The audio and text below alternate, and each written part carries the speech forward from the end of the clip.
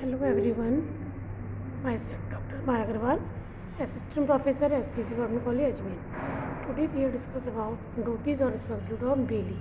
तो आज हम निक्षेप अनुबंध के बारे में देखेंगे कि निक्षेप ग्रहीता की क्या कर्तव्य और उत्तरदायित्व माने गए हैं। तो जैसा कि हम देख चुके हैं, निक्षेप अनुबंध में एक व्यक्ति दूसरे व्यक्ति को वस्तु उस उद्देश्य से देता है कि जैसे ही उसका उद्देश्य पूरा हो जाएगा उस वस्तु लौटा देगा, यानी वह उस वस्तु को उपयोग करने का अधिकार उसे देता है। इसलिए निक्षेप के अंतर्गत में बात ध्यान रखनी है कि केवल व्यक्ति को वस्तु का उपयोग करने का अधिकार मिलता है, वस्तु पर मालिकाना हक उसे प्राप्त या ऑनरशिप उसको नहीं प्राप्त होती है।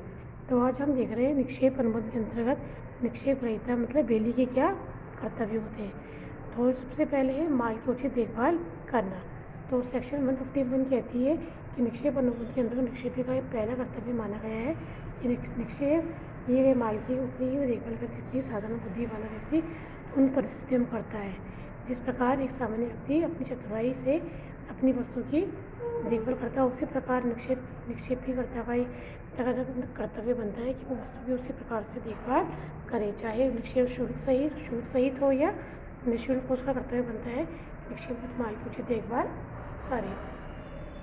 जैसे मान लीजिए एक व्यक्ति किसी व्यक्ति की गाड़ी ले जाता है और उसका उपयोग करने के लिए, और गाड़ी का उपयोग होने के पश्चात उसे लौटाना। उसका मतलब ये नहीं कि गाड़ी को बिना लॉक करे कहीं खड़ी कर दे या लापरवाही से चलाए। कहने का आशय है कि माल को उसकी उचित देखभाल करनी है।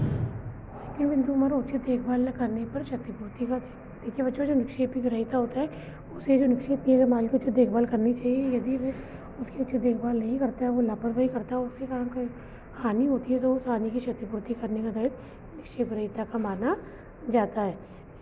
ठीक है, तो कहने का आशय है कि निक्षेप अनुबंध में आपका वस्तु में मालिकाना हक न होते हुए भी केवल आपका उपयोग का अधिकार होता है, लेकिन इसके साथ साथ आपकी जिम्मेदारी बनती है वस्तु की उचित देखभाल करे ताकि वस्तु किसी प्रकार क्षति ना पहुँच ना पाए। लेकिन सपोज़ करिए आपने उस वस्तु को उचित देखभाल नहीं करी, इस कारण निक्षेप ग्रहीता को हानि हो गई, तो ऐसी स्थिति में क्षतिपूर्ति का दायित्व आपको बनता है। आपको ऐसी स्थिति में क्षतिपूर्ति करनी होगी। इसी प्रकार अगला बिंदु निक्षेपी शर्तों के विरुद्ध कार्य न करना। निक्षेपी शर्तों के विरुद्ध कार्य का मतलब है कि निक्षेप के अनुबंध में निक्षेप ग्रहीता का एक कर्तव्य बनता है कि वे निक्षेप अनुबंध में शर्तें दी गई उनका पालन करें। यदि निक्षेप ग्रहीता माल के संबंध शर्तों के विपरीत कार्य करता है तो ये माना जाएगा कि उसने निक्षेप अनुबंध को तोड़ा है और निक्षेपी की इच्छा पर उस अनुबंध को समाप्त भी किया जा सकता है। तो इस प्रकार अगर हम देखें तो निक्षेप की शर्तों का पालन उसे करना चाहिए। जब तक उस पालन नहीं करेगा निक्षेप अनुबंध का वैध नहीं माना जाएगा। इसी प्रकार अगला बिंदु माल का अनाधिकृत उपयोग न करना, means not making unauthorized rules usages of the bell box. धारा 154 कहती है कि वो निक्षेप ग्रहीता निक्षेप किए माल का कोई ऐसा उपयोग करता है जो निक्षेप की शर्तों के विरुद्ध है अनुबंध के, तो ये माना जाएगा कि उसने उसका अनाधिकृत उपयोग किया और उससे अगर हानि पहुँचती है तो निक्षेप ग्रहीता को ऐसी हानि क्षतिपूर्ति करनी होगी। इसी प्रकार अगला बिंदु है निक्षेपी से प्राप्त माल को अपने माल में न मिलाना। तो जो निक्षेप अनुबंध में ध्यान रखना है कि निक्षेप ग्रहीता को निक्षेपी से जो माल प्राप्त हुआ उसे अपने माल से अलग रखना चाहिए, यानी अपनी वस्तु को उसकी वस्तु से अलग रखना चाहिए। उसी वस्तु उसको नहीं मिलाना चाहिए, क्योंकि जो निक्षेपी में जो माल अपने को मिला है वो आपको वापस लौटाना है, उसमें आपका मालिकाना नहीं हो जाता है। आपको वस्तु के अधिकार उपयोग का हस्तांतरण हुआ, अधिकार का हस्तांतरण नहीं हुआ है, इसलिए आपको उसको अपनी वस्तु से अलग रखना है। इसी प्रकार अगला बिंदु हम देखें माल को वापस करना।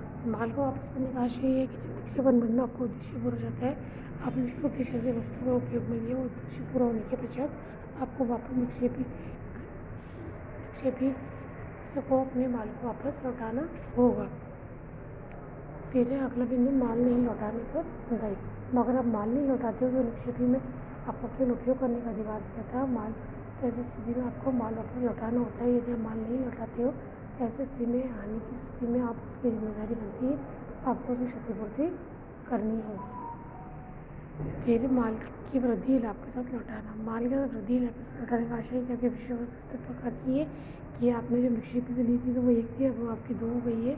ऐसी स्थिति में जो माल में वृद्धि हुई है उस लाभ को आपको लौटाना पड़ेगा। जैसे मान लीजिए कोई व्यक्ति अपनी गाय अपने दोस्त के छोड़ जाता है, कुछ दिनों के बाद वो आता है तो उसका एक बछड़ा हो जाता है, या इस गाय ने जो बच्चे को जन्म दिया उस बच्चे को भी उसको लौटाना होगा, क्योंकि माल में वृद्धि यानी जो विषय वस्तु की वृद्धि हुई है। जो भी लाभ ही होता है उसको आपको लौटाना होता है। तो इस प्रकार अगर हम देखें निक्षेप के अंदर हमें ये ध्यान रखना है कि निक्षेप के अंदर में सदैव ही व्यक्ति को वस्तु के उपयोग करने का अधिकार मिलता है, यानी किसी उद्देश्य से वस्तु उपयोग करने का अधिकार उसे दे दिया जाता है, चाहे वो शुल्क दे दिया जाता है, ना कि उसमें मालिकाना अधिकार मिलता है। तो इसलिए निक्षेप रहता है कि आपको ये अधिकार आपको एक कर्तव्य बनता है कि जो माल आपको निक्षेप से प्राप्त किया उसका आप सोच समझकर सजगता से यूज़ करें। किसी प्रकार की ऐसा कार्य लापरवाही ना करें जिससे कि उसके माल को हानि पहुँचे। यदि आपके आचरण से या आपके व्यवहार से, आपकी लापरवाही से किसी प्रकार की हानि व्यक्ति विषय वस्तु को जो निक्षेप के अंदर प्राप्त होती है तो आप उसकी हानि की क्षतिपूर्ति के उत्तरदायी माने जाओगे।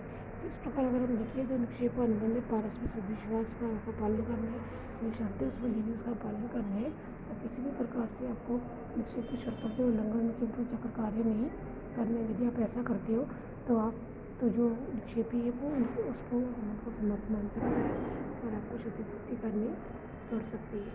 तो इस प्रकार निक्षेप ग्रहता और निक्षेपी दोनों के लिए अपने अधिकार उत्तरदायित्व होते हैं, दोनों को ही अपने अपने अधिकारों में रहकर कार्य करना होता है ताकि निक्षेप बनवाने के लक्ष्य उद्देश्य से निक्षेप की पूरा किया जा सके।